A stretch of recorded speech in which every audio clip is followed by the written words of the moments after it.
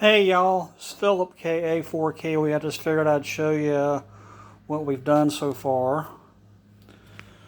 Got the light turned on. We got all the high voltage wiring installed. Start up at the top. Not really sure if that choke's going to cut it. We'll have to find out.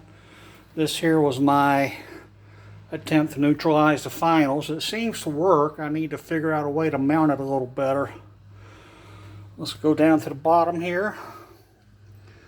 There's the main plate transformer, mod reactor, and a new old stock mod transformer. There's the power supply reactor and power supply filter capacitors. Go up here, we've got the high-low power board. There's the audio feed to the modulators. All brand new wiring, the red wiring.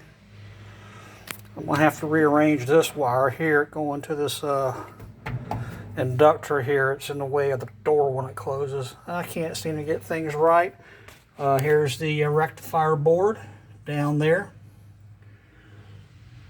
I'm going to check those resistors here, wire wounds. I'm going to check those, see if they're okay. We can see all the wiring down here. I pretty much tried to make it as neat as I could. And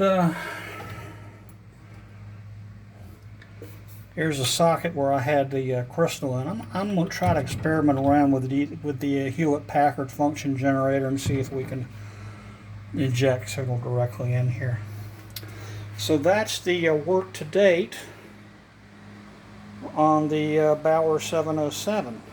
KA4KOE, Richmond Hill, Georgia.